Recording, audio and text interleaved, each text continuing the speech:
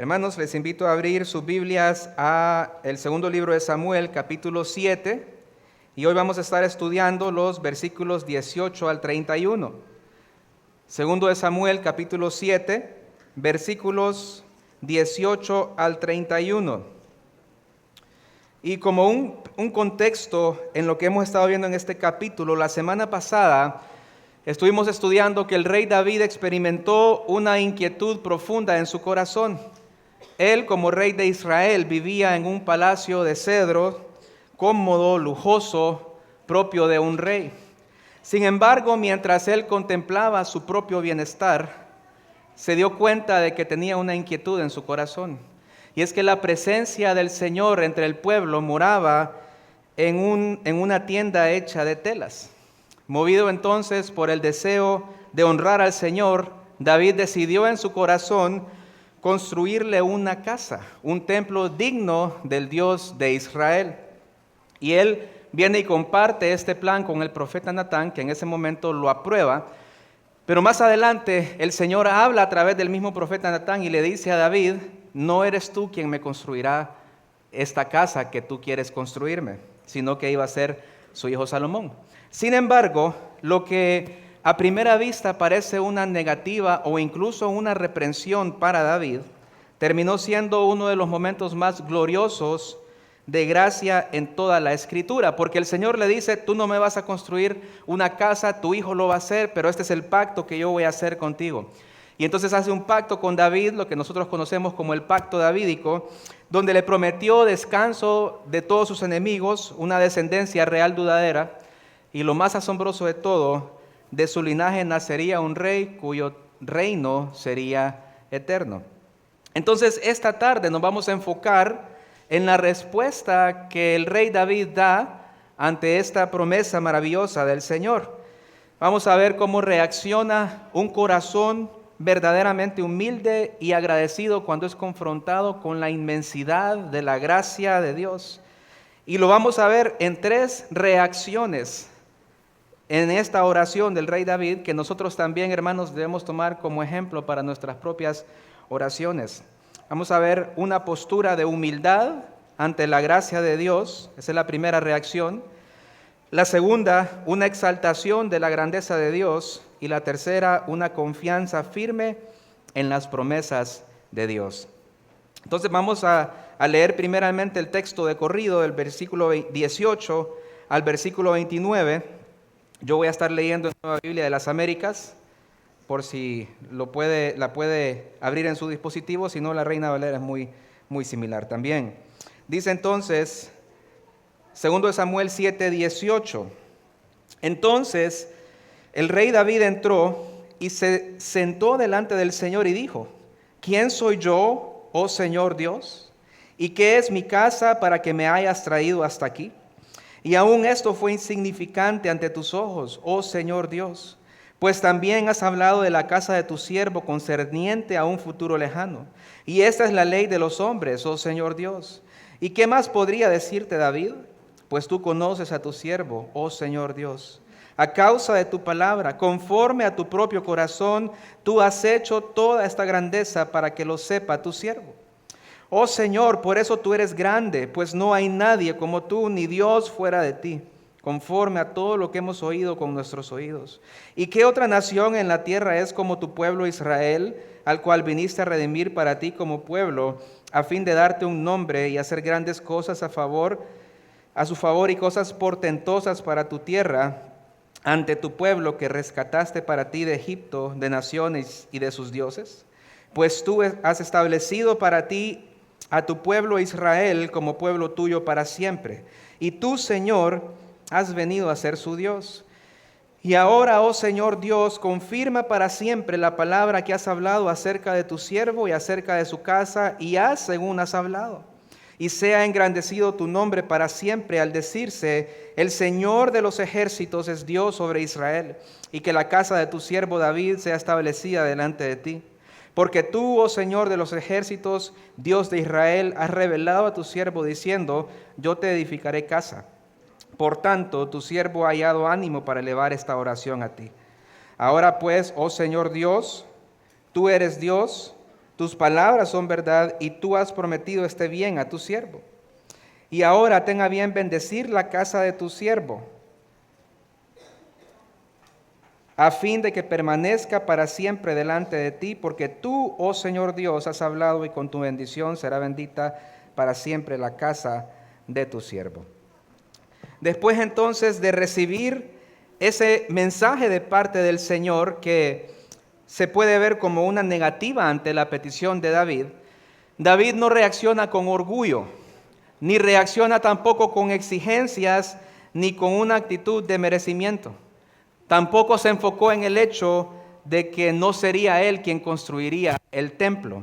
Lo que más le impactó a David no fue lo que el Señor le negó, sino más bien lo que el Señor le dio en ese momento, lo que el Señor le prometió. Y es ahí, hermanos, en esta oración, donde podemos ver el corazón de un hombre que ha sido tocado, que ha sido conmovido por la gracia de Dios.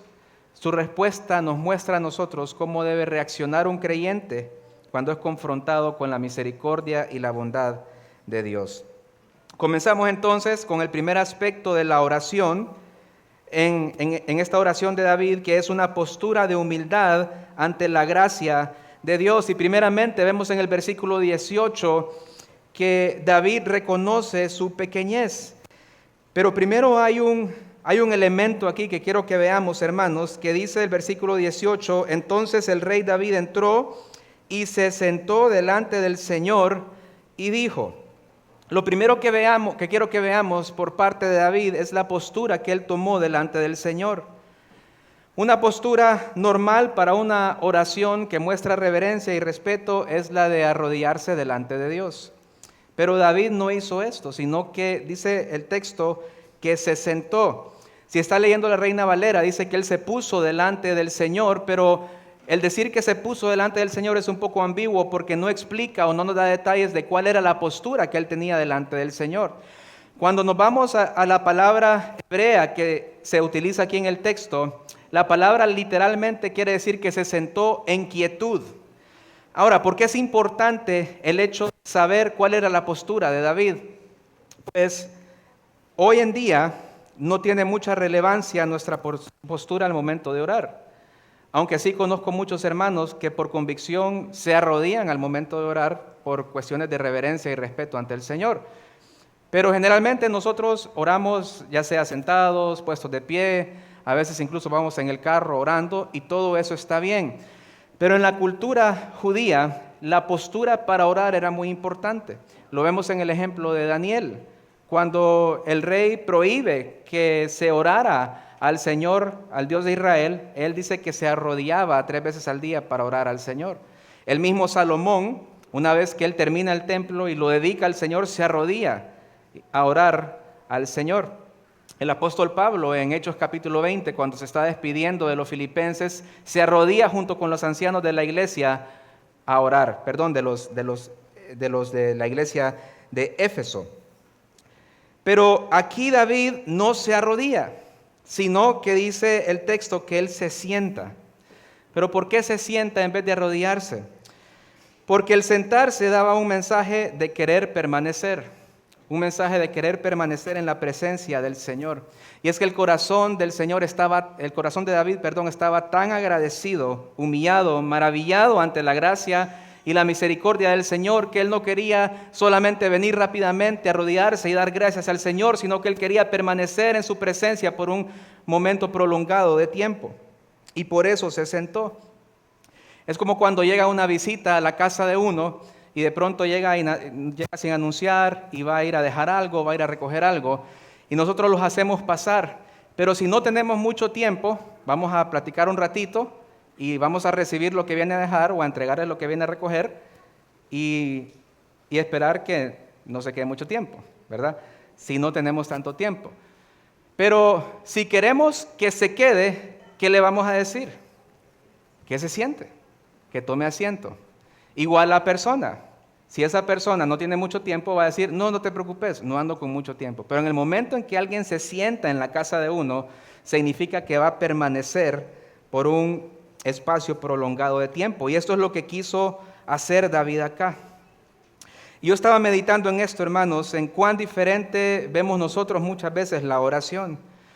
En este mundo de ocupaciones, responsabilidades, afanes, cada vez hay más cosas que hacer. Sentimos que no nos rinde el tiempo en el día. Y cuando nos despertamos en la mañana, de pronto apartamos un par de minutos, unos 5 minutos para ahorrar rápido al Señor, encomendarle el día, pedirle por las cosas que necesitamos. Y de pronto incluso decimos en el camino voy a orar. Y hasta se nos olvida. Pero ¿cuánto tiempo nos sentamos delante del Señor con una actitud de querer permanecer allí en su presencia por un espacio prolongado de tiempo y derramar nuestra alma delante del Señor, nuestras preocupaciones, nuestras ansiedades, nuestras peticiones, alabanzas, confesiones de pecados, acciones de gracias? ¿Cuándo fue la última vez que estuviste de esa manera delante del Señor? Que te sentaste allí con la idea de permanecer por un espacio largo de tiempo delante de la presencia de Dios en oración. David se presenta de esa manera delante de Dios y lo primero que hace es reconocer su pequeñez. Él dice: ¿quién soy yo, oh Señor Dios? ¿Y qué es mi casa para que me hayas traído hasta aquí? Y pensemos, hermanos, ¿qué rey diría una frase como esta? ¿Qué rey diría: ¿quién soy yo? Si más bien los reyes tienden a jactarse de lo que son, de lo que tienen, de lo que han conseguido, de sus triunfos en batallas. Y David tenía todo esto, pero al verse ante la majestad de Dios, él sabía que no era más que un beneficiario de la gracia y bondad del Señor, y él no puede hacer más que reconocer cuán pequeño es él delante de un Dios grande, poderoso, majestuoso. Por eso le dice: Señor, ¿quién soy yo? ¿Y qué es mi casa para que me hayas traído hasta aquí? Lejos de reclamarle al Señor que no le haya concedido su petición de que fuera Él quien le construyera el templo, él se sintió abrumado por la fidelidad y la bondad del Señor. ¿De dónde estaba él en ese momento como rey? Y el Señor también, ¿de dónde lo había traído? Por eso dice: ¿quién es mi casa? ¿Qué es mi casa? Porque realmente David no tenía una descendencia real o algo que le hubiera hecho a él merecer donde estaba en ese momento. Él reconoce que es el Señor quien lo había traído hasta aquí. Y cuando David recibe esta gracia del Señor, no pensó que lo hizo a él más grande, sino que a los ojos de David esto hizo a Dios más grande, o por lo menos le permitió a él ver a Dios como el más grande. David fue el rey que Dios escogió para hacer un pacto de esta magnitud. Pero la actitud de David no fue: soy tan grande que hasta Dios me da regalos, sino que todo lo contrario, su actitud fue: Dios es tan grande y misericordioso que hasta a mí me da regalos, que hasta a mí me promete algo tan grande. Él mantuvo esta actitud humilde porque vio a Dios como realmente era, y se vio a él también que era un simple mortal que recibía sin merecerlo la gracia y la misericordia de un Dios fiel. En el Salmo 8, David muestra esta misma actitud. En el Salmo 8, versículo 3 dice: cuando veo tus cielos, obra de tus dedos, la luna y las estrellas que tú formaste, digo: ¿qué es el hombre para que tengas de él memoria? ¿Y el hijo del hombre para que lo visites? Le has hecho poco menor que los ángeles, y lo coronaste de gloria y de honra. Le hiciste señorear sobre las obras de tus manos, todo lo pusiste debajo de sus pies. Ovejas y bueyes, todo ello, y asimismo las bestias del campo, las aves de los cielos y los peces del mar, todo cuanto pasa por los senderos del mar. Oh Jehová, Señor nuestro, cuán grande es tu nombre en toda la tierra. Entonces David en el Salmo 8 está haciendo lo mismo, está reconociendo su pequeñez y está reconociendo la grandeza de Dios, la misericordia del Señor. Y en su humildad él no solamente reconoce su pequeñez, sino que también reconoce la gracia de Dios. Dice el versículo 19: y aún esto fue insignificante ante tus ojos, oh Señor Dios, pues también has hablado de la casa de tu siervo concerniente a un futuro lejano, y esta es la ley de los hombres, oh Señor. Él está entonces maravillado de la gracia de Dios para con él y su casa. Él nunca ha visto algo de tal magnitud con sus propios ojos.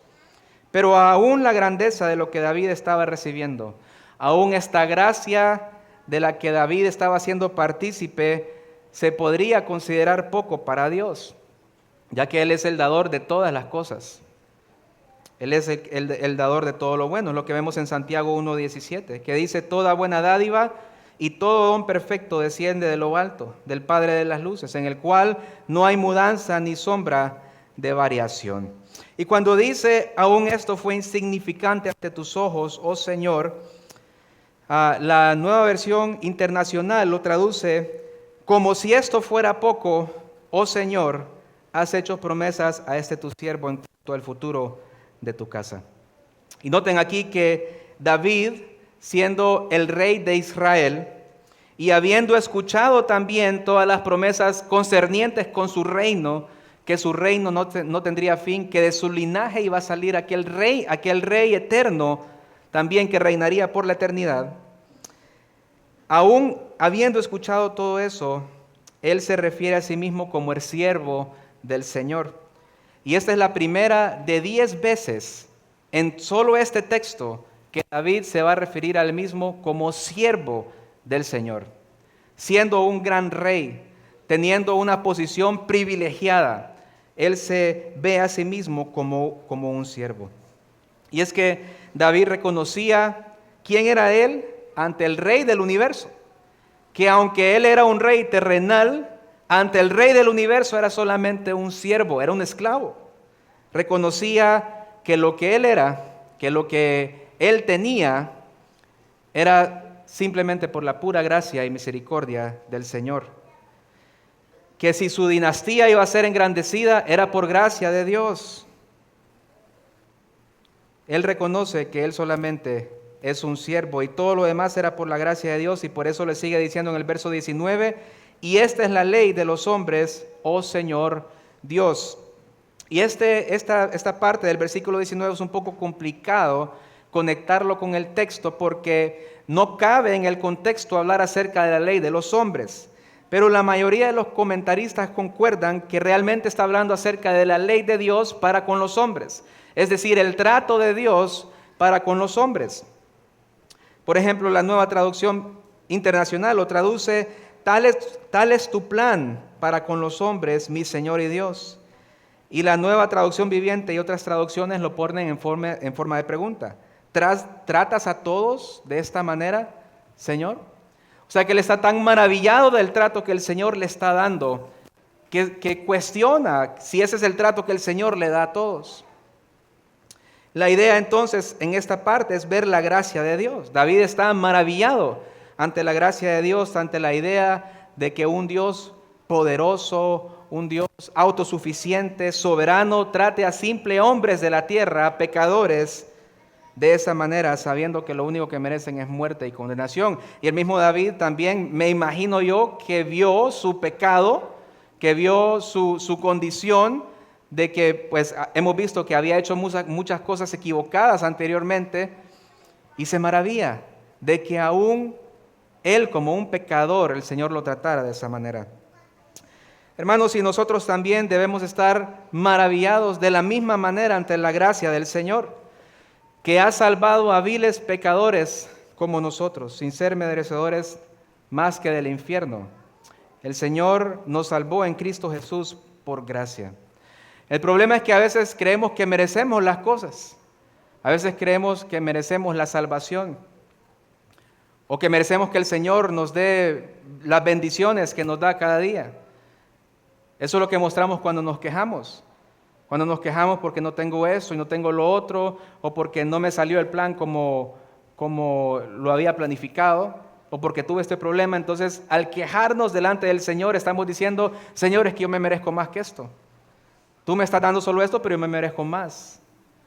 Pero el problema es que pensamos de alguna manera, hermanos, que somos merecedores de la gracia de Dios, que somos merecedores de las bondades de Dios.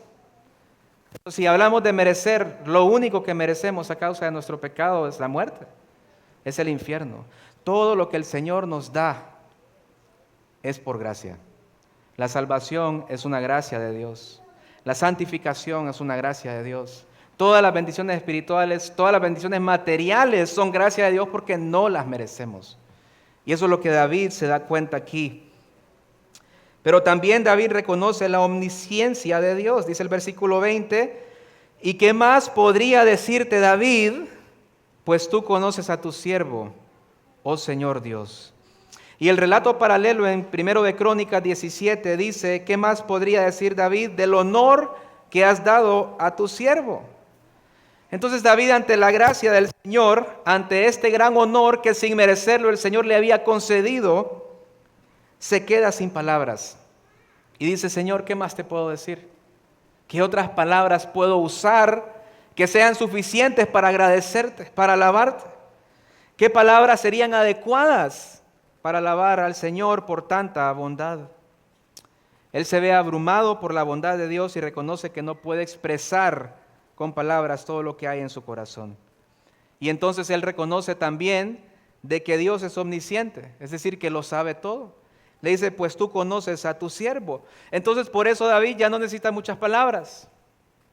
Su humildad le hace sentirse sin palabras, pero su conocimiento del carácter de Dios le hace saber que no necesita esas palabras, porque Dios conoce su corazón. Dios sabe lo que él tiene en su corazón y el agradecimiento que él siente.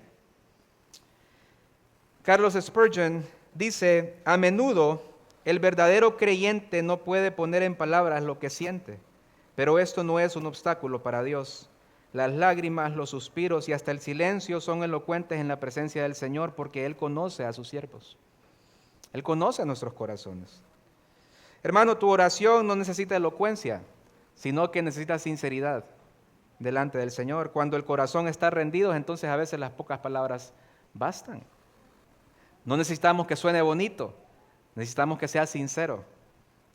Que nuestra oración al Señor venga con sinceridad y lo que no sepamos decir, lo que no podamos articular con palabras, el Señor ya lo sabe, porque Él conoce todas las cosas. En el versículo 21 vemos que David también reconoce la soberanía de Dios. Dice el versículo 21, a causa de tu palabra, conforme a tu propio corazón, tú has hecho toda esta grandeza para que lo sepa tu siervo. David reconoce que toda esta grandeza que el Señor estaba hablando sobre la vida de David es conforme a su palabra y su propio corazón. ¿A qué se refiere cuando dice a causa de tu palabra? Se refiere a la promesa del pacto, a lo que le viene hablando en los versículos anteriores. Dios actúa conforme a su palabra, es decir, según lo que Él mismo se ha propuesto hacer desde la eternidad. Él ya tiene planificado lo que va a hacer. Él actúa conforme a lo que Él dice que va a hacer. Y cuando dice conforme a tu propio corazón, señala que todo procede de su consejo y de su soberana voluntad. Es decir, que Él es un Dios soberano que toma las decisiones independientemente de lo que piensen los demás o lo que quieran hacer los demás. La palabra dice, el Señor está en los cielos, todo lo que quiso, ha hecho. Todo lo que el Señor quiere, lo hace. Entonces, al decir esto, David también está excluyendo cualquier mérito propio. Esto el Señor nos lo está dando en base a su rendimiento, en base a su desempeño. Si era un buen rey, si era un mal rey, cómo había llegado al trono, lo que había hecho en el pasado, si los súbditos estaban contentos con él, si Israel era próspera o no. Eso no tenía nada que ver con David. Lo que pudo haber hecho o no David, esto tenía solamente que ver con el corazón de Dios, con lo que Él se propuso en su corazón que iba a hacer con David y con su pueblo. Las grandes cosas, hermanos, que el Señor ha hecho y las que hace, no son el resultado de lo que nosotros podemos hacer o de lo que nosotros merecemos o no merecemos, sino de su propósito soberano. Y es la humildad la que nos lleva a reconocer la soberanía de Dios en todas las cosas y no en ningún mérito propio. Todo lo que Él hace, lo hace porque puede y porque quiere. Eso significa que Él es soberano. Isaías 46:10 dice, mi consejo permanecerá y haré todo lo que quiero. Eso lo dice el Señor. La segunda respuesta de David ante la gracia de Dios la vemos en los versículos 22 al 24. Y lo que vemos ahí es una exaltación ante la grandeza de Dios, una exaltación ante la grandeza de Dios. Dice el versículo 22, oh Señor Dios, por eso tú eres grande, pues no hay nadie como tú, ni hay Dios fuera de ti, conforme a todo lo que hemos oído con nuestros oídos. Entonces, ¿cómo concluye David su asombro ante la bondad y la grandeza del Señor y a su gracia, es exaltando su grandeza? David se enfoca completamente en quién es Dios y se olvida completamente en quién es Él. A causa de lo que viene mencionando anteriormente, David le dice, tú eres grande, pues no hay nadie como tú. Y cuando le dice no hay nadie como tú, no implica solamente su existencia única, sino también su exclusividad en dignidad, poder, fidelidad, santidad, cosas que solo el Señor tiene y solo el Señor posee. También afirma que no hay Dios fuera de Él. Está afirmando que Él es el único Dios verdadero, conforme a lo que David había escuchado y lo que sabía de la revelación de la palabra de Dios. Y es que, hermanos, nosotros no adoramos a Dios por ignorancia. No es un cuento de fábulas, un cuento de hadas, sino que le hemos oído, le hemos conocido y hemos visto sus obras. Tenemos la Escritura, tenemos los testimonios de los santos y nuestro propio testimonio, la obra que el Señor ha hecho en la vida de cada uno de nosotros, confirman que no hay otro como Él. En un mundo de ídolos, nosotros hemos conocido al único Dios verdadero, pero ha sido porque el Señor ha abierto nuestros ojos, nos ha concedido la fe para que le veamos por quién es Él realmente, el Dios de la Escritura. La verdadera oración es una respuesta a la revelación que el Señor nos ha dado por medio de su palabra. David responde a lo que ha oído, a lo que ha experimentado, y él adora al Señor no solamente en base a sus sentimientos o a lo emocional del momento, sino en base a lo que Dios había revelado acerca de sí mismo, que era su grandeza, su poder, su majestad, su gloria. Esa es la base de la alabanza de David. Y él también reconoce la misericordia de Dios. Versículo 23 dice, ¿y qué otra nación en la tierra es como tu pueblo Israel, al cual viniste a redimir para ti como pueblo, a fin de darte un nombre y hacer grandes cosas a su favor y cosas portentosas para tu tierra, ante tu pueblo que rescataste para ti de Egipto, de naciones y de sus dioses? Y él empieza con una pregunta retórica, dice, ¿qué otra nación es como el pueblo del Señor? Y la respuesta es, ninguna. Ninguna nación, no por lo que Israel tenía, sino por el Dios a quien ellos adoraban, el Dios que cuidaba de ellos. Israel no había hecho nada para merecer esto. Ellos no se habían ganado este título. Y eso lo vemos ahí en Deuteronomio, capítulo 7, versículos 6 al 8. Deuteronomio, capítulo 7, versículos 6 al 8 dice, porque tú eres pueblo santo para Jehová tu Dios. Jehová tu Dios te ha escogido para hacerle un pueblo especial, más que todos los pueblos que están sobre la tierra. No por ser vosotros más que todos los pueblos os ha querido Jehová y os ha escogido, pues vosotros erais el más insignificante de todos los pueblos, sino por cuanto Jehová os amó y quiso guardar el juramento que juró vuestros padres, os ha sacado Jehová con mano poderosa y os ha rescatado de servidumbre de la mano del faraón, rey de Egipto. Entonces Moisés, antes de que los israelitas se agrandaran, de que el Señor los había sacado de Egipto, todo lo que les había dado, el Señor les dice, no es por ustedes, más bien ustedes son los más insignificantes de la tierra, sino es, dice el Señor, por cuanto Jehová los amó y por su fidelidad para guardar su juramento con sus padres. ¿Cuál fue el propósito entonces del Señor en hacer esto? Hacer grande su nombre. Que todas las personas de la tierra conocieran cómo el Señor tomó un pueblo tan insignificante como Israel y los levantó y proveyó para ellos y los protegió de otras naciones. Lo vemos también en Romanos 9, 17.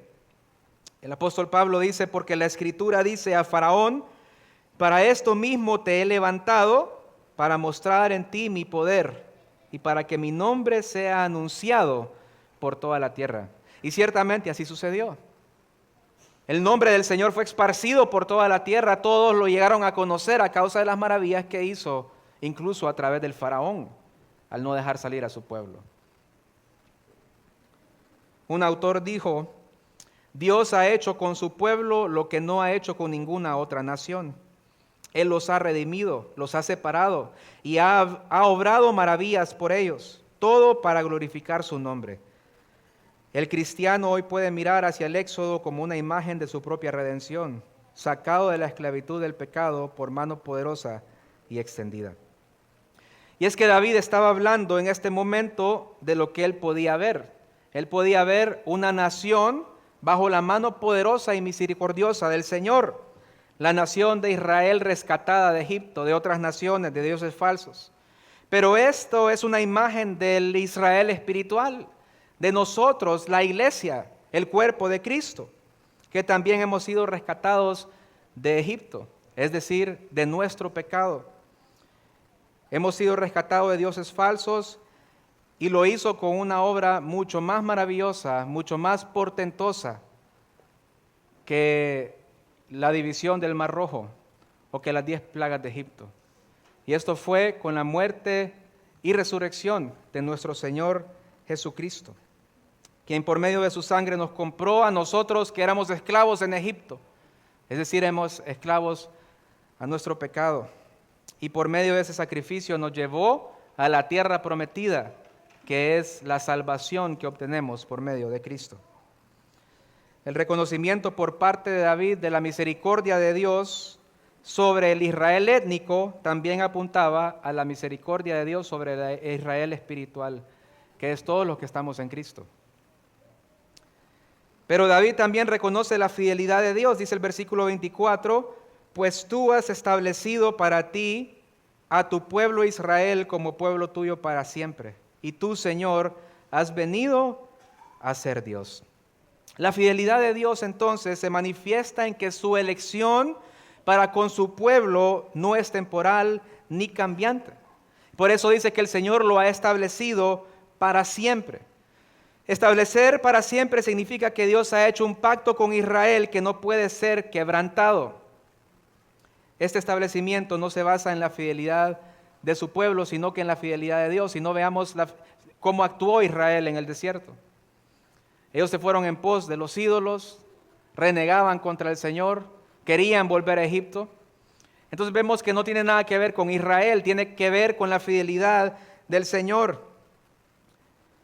El Señor los disciplinó, pero no quebrantó su pacto con Abraham. No los abandonó. ¿Por qué? Porque Dios es fiel a su pacto. Él es fiel a su palabra. Él cumple lo que promete. Dice Isaías 54:10, porque los montes se moverán y los collados temblarán, pero mi misericordia no se apartará de ti, ni el pacto de mi paz será quebrantado.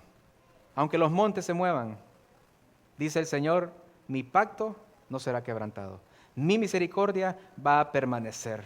Es una promesa que el Señor le hace a su iglesia. Y esta también, hermanos, es la mayor seguridad del creyente, que Dios ha hecho con nosotros un pacto eterno. Y Dios no cambia. Si Él ha dicho, yo seré tu Dios, Él va a ser nuestro Dios para siempre. Esta es la roca sobre la cual descansa nuestra esperanza, nuestra confianza, nuestra seguridad. El hecho de que el Señor promete, cumple. Así que, hermanos, cuando sientas dudas, desánimo o incluso cuando hayas caído en pecado, recuerda que no hay condenación para los que están en Cristo Jesús. Su fidelidad no depende de tu fidelidad. Él ha hecho un pacto eterno contigo, te guarda, te disciplina, pero también te sostiene hasta el final. Y la disciplina es precisamente para eso, para que podamos permanecer en el Señor. Y Él es el que nos hace permanecer, no permanecemos por nosotros. Permanecemos porque Él nos sostiene hasta el final. En los versículos 25 al 29, como tercer y último punto, vemos en esta oración de David una confianza firme en las promesas de Dios. Versículo 25. Dice, y ahora, oh Señor Dios, confirma para siempre la palabra que has hablado acerca de tu siervo y acerca de su casa y haz según has hablado. Y sea engrandecido tu nombre para siempre al decirse, el Señor de los ejércitos es Dios sobre Israel. Y que la casa de tu siervo David sea establecida delante de ti. Aquí entonces vemos una petición de David. Que Dios confirme su palabra y que su nombre sea glorificado. Y no es que él está dudando de la promesa del Señor. Todo lo contrario, él está poniendo su confianza en que como Dios lo ha prometido, él lo va a cumplir. Y lo que esto muestra en la vida de David es una expresión de dependencia y adoración al Señor.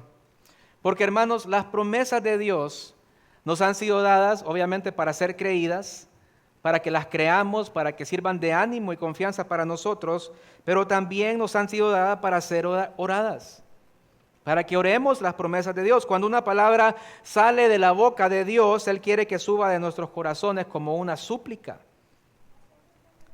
Y no hay mejor base para la oración que lo que el Señor ya nos ha prometido. Imagínense qué bonito es pedir algo que sabemos que el Señor va a cumplir porque ya lo prometió. Que podemos tener la certeza de que Él lo va a cumplir porque lo podemos ver en su palabra. Que aunque no lo veamos todavía en nuestra vida, sabemos que así va a ser.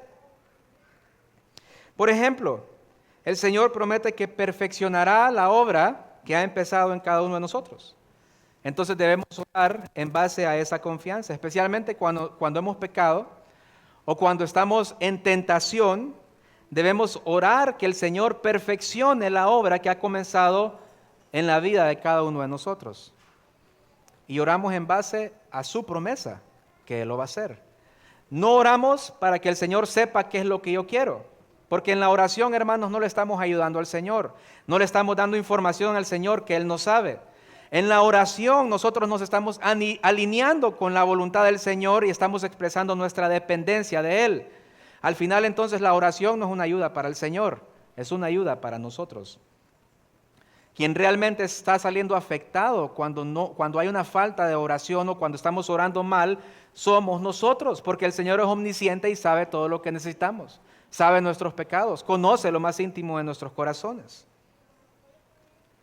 El Señor Jesucristo también promete que un día regresará, entonces nosotros debemos orar en base a lo que sabemos que va a suceder. Que el Señor Jesucristo regrese, como decía el pastor Sergio en la mañana, debe ser un anhelo de nuestro corazón. Pero también debemos orar en base a la confianza que sabemos que va a suceder, porque el Señor lo ha prometido en su palabra. Primera de Juan 3 dice que cuando el Señor Jesucristo se manifieste, seremos puros, así como Él es puro. No solo debe ser un deseo en nuestro corazón, sino debe ser una oración, que el Señor venga para que podamos ser puros, así como Él es puro. Para que ya no haya más pecado, para que ya no ofendamos más al Señor.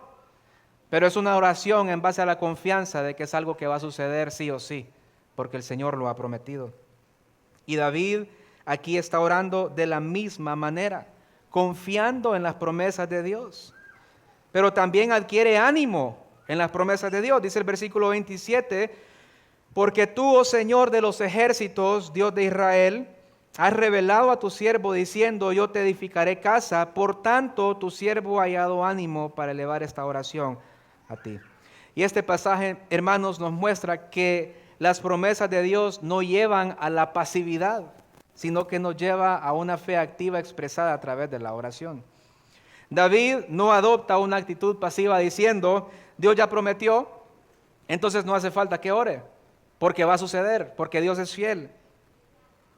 Sino que hace precisamente lo contrario, toma la promesa como base para su motivación para orar al Señor. Él se motiva a orar con la promesa del Señor. Y es que la verdadera fe, hermanos, se apoya en la palabra de Dios y se atreve a acercarse a Él con confianza, como dice el libro de Hebreos. Nos podemos acercar con confianza al Señor en base a lo que Él ha dicho en su palabra. Cuando Dios habla, entonces nosotros debemos responder con fe, responder con adoración. David no habría tenido el atrevimiento de pedirle esto al Señor si el Señor antes no se lo hubiera prometido. No hubiera tenido la osadía de pedirle algo de esta magnitud si el Señor antes no se lo hubiera prometido. La promesa de yo te edificaré casa es la base sobre la cual David se atreve a orar con confianza. Y así deben ser también nuestras oraciones, hermanos, nacidas de la palabra del Señor. A veces no oramos porque no hay suficiente contenido para orar, pensamos. O a veces nuestras oraciones son cortas porque no sabemos por qué orar. O no hay suficientes peticiones, pensamos nosotros, pero al final solo son excusas. Hermanos, pero si tú tomas la palabra de Dios, tomas las promesas que encuentras en la palabra y oras esas promesas, no vas a hallar ni tiempo para orar. No vas a tener suficiente tiempo para orar, te va a faltar tiempo. Si agarras y tomas las promesas de Dios y con la confianza que David le ora aquí al Señor, oras también en tu corazón para que el Señor cumpla esas promesas. No porque dudas, sino porque dependes del Señor y crees que Él lo va a cumplir. Matthew Henry dice, la revelación de la voluntad de Dios no hace innecesaria la oración, sino que la dirige y la anima. Cuando Dios promete, los corazones piadosos responden con oración. Y vemos también algo similar en 1 de Juan, capítulo 5, versículo 14. Dice, y esta es la confianza que tenemos delante de Él, que si pedimos cualquier cosa conforme a su voluntad, Él nos oye. Y si sabemos que Él nos oye en cualquier cosa que pidamos, sabemos que tenemos las peticiones que le hemos hecho. ¿Cómo no vamos a encontrar ánimo entonces, hermanos, en las promesas de Dios para orar? Si nosotros no encontramos ánimo en sus promesas, es por una de dos razones.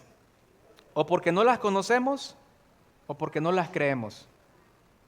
Porque a veces podemos conocer mucho, podemos conocer cuáles son sus promesas en la palabra, pero si eso no me anima a mí, en momentos de dificultad, en momentos de aflicción, de tribulación, si eso no me lleva a mí a la oración, es porque no creo que el Señor va a cumplir esa promesa. Y hoy en la mañana aprendíamos mucho acerca de la fe, del pecado de la incredulidad, de cómo el Señor debe obrar en nosotros para que creamos lo que Él ha dicho. Porque muchas veces no lo creemos y por eso viene la ansiedad, por eso viene la preocupación, porque no creemos que el Señor es bueno, porque no creemos lo que Él ha prometido. Pero cuando oramos en base a las promesas de Dios, eso va a traer confianza a nuestro corazón, eso va a traer firmeza, seguridad, que es lo último que encuentra David en las promesas de Dios en el versículo 28 y 29. Seguridad. Dice, versículo 28, ahora pues, oh Señor Dios, tú eres Dios, tus palabras son verdad y tú has prometido este bien a tu siervo. Y ahora ten a bien bendecir la casa de tu siervo, a fin de que permanezca para siempre delante de ti.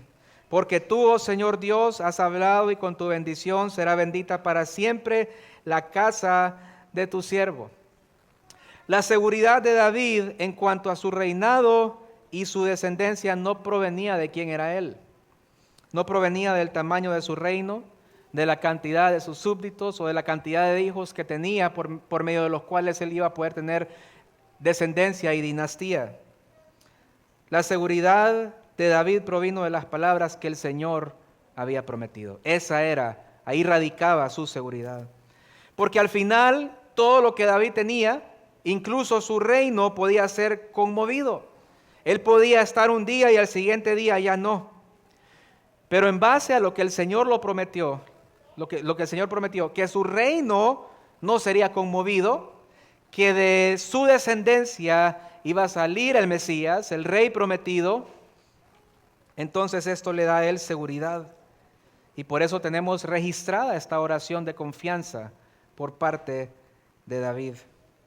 David entonces termina orando con la misma seguridad de que el Señor bendiga su casa y que ésta permanezca para siempre firme delante de él. ¿Cuál es la base de esta oración entonces? Le dice David, porque tú, Señor, has hablado. Y si el Señor había hablado, David tenía la seguridad de que lo iba a cumplir, tal y como se lo había prometido. No iba a faltar ningún detalle, ninguna promesa en la vida de David.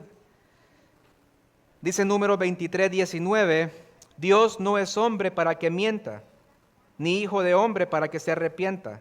Lo dijo él y no lo hará, habló y no lo ejecutará.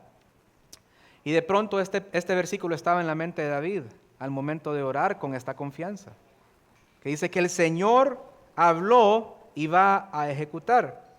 Ahora, David no vio todas las promesas que el Señor le hizo en este pacto davídico. Él no las vio cumplidas todas. Él vio aquellas promesas terrenales que el Señor le hizo. Pero hubieron otras que él no vio cumplirse, pero que sabía que se iba a cumplir. Cuando él habló de que su casa sería bendita para siempre y que su siervo iba a permanecer para siempre delante de él, no estaba hablando de él, porque él sabía de que iba a morir. Él sabía de que él no era eterno, que su reinado terrenal iba a terminar. Él estaba hablando de Jesucristo. Y aunque él no sabía todos los detalles, no sabía toda la revelación futura, lo que el Señor le había dicho era suficiente para saber que en algún momento de su descendencia iba a venir el Mesías prometido. Y cuando él le dice que su siervo iba a permanecer para siempre delante de él, con confianza estaba creyendo la palabra de Dios, que iba a venir este rey. Y a él es que se refiere. Por fe, él creyó que vendría ese rey cuyo reino sería eterno y permanecería para siempre. Y nosotros sí podemos ver este cumplimiento en Cristo Jesús. Sí lo podemos ver porque lo vemos en su palabra. Primeramente, en cuanto a lo que vimos la semana pasada, hermanos, de lo que el Señor le promete a David, le dice en el versículo 12, levantaré después de ti a uno de tu linaje, el cual procederá de tus entrañas y afirmaré su reino. Esto se cumple en Cristo. Jesús es llamado claramente en el Nuevo Testamento el Hijo de David. Él es el verdadero descendiente que Dios levantaría al linaje de David. Pero también le dice que su reino sería eterno. En el versículo 13 dice, yo afirmaré para siempre el trono de su reino. Y en el 16 le dice, tu casa y tu reino permanecerán para siempre delante de ti y tu trono será establecido eternamente. Esto también se cumple en Cristo. En Lucas 1:32, el anuncio del ángel dice, este será grande y será llamado Hijo del Altísimo. Y el Señor Dios le dará el trono de David su padre y reinará sobre la casa de Jacob para siempre y su reino no tendrá fin. El ángel Gabriel dando el anuncio del nacimiento de Cristo, cumpliendo así entonces la promesa del Señor. También el Señor le promete en el versículo 13, Él edificará casa a mi nombre. ¿Cuál es el cumplimiento entonces en Cristo? Aunque Salomón edificó un templo físico, Cristo edificó un templo mayor y eterno, no hecho por manos humanas, es decir, su cuerpo. Jesucristo dijo en Juan 2:19, destruid este templo y en 3 días lo levantaré. Mas él hablaba del templo de su cuerpo. También en el versículo 14, el Señor le dice, yo le seré a él padre y él será mi hijo. Esto también se cumple en Cristo. Dios mismo lo declaró desde los cielos, lo vimos la semana pasada en la transfiguración. Este es mi Hijo amado, en el cual tengo complacencia. A Él oíd. Y finalmente en el versículo 29, con tu bendición será bendita para siempre la casa de tu siervo.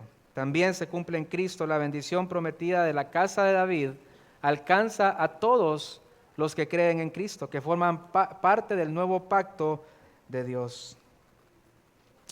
Gloria a Dios por Jesucristo, hermanos, quien es el cumplimiento de este glorioso pacto que el Señor hace con David y que nosotros podemos ver la gloria de este cumplimiento a través de su palabra.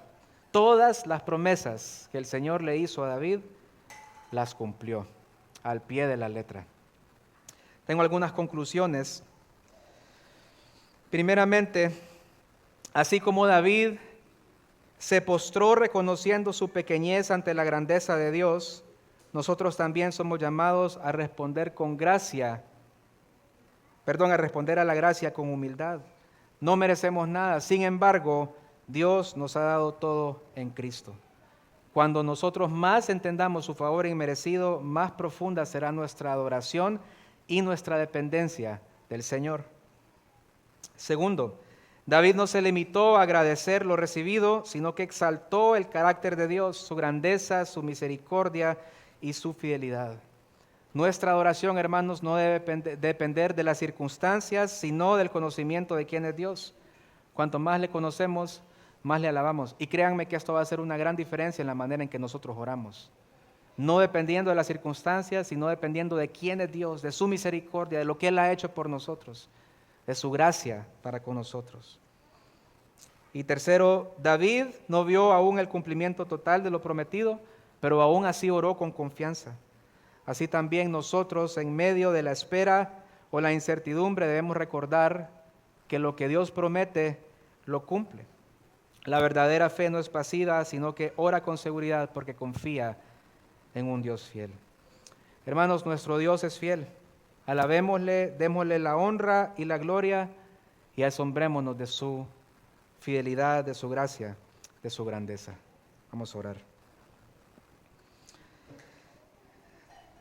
Señor, de verdad que estamos maravillados de tu gracia, de tu misericordia. ¿Quiénes somos nosotros para que nos hayas visto y hayas decidido enviar a tu único Hijo Jesús en amor, en propiciación, por amor a nosotros? ¿Quiénes somos nosotros para merecer tanta gracia, tanto amor, si lo único que merecemos es la condenación, la muerte? Pero tú, Señor, que eres rico en misericordia, con el gran amor con que nos has amado, nos diste vida en Cristo Jesús. Gracias te damos por esa maravillosa gracia, Señor, que derramado en la vida de cada uno de nosotros, y porque podemos ver en este ejemplo de la oración de David la manera en que nos tenemos que acercar delante de ti, acercarnos con confianza, creyendo, Señor, en tus promesas, reconociendo nuestra pequeñez y reconociendo lo grande que eres tú, Señor. Ayúdanos, Padre, a orar de esta manera, de una manera que te agrade y que te glorifique a ti, Señor. En el nombre de Jesús. Amén.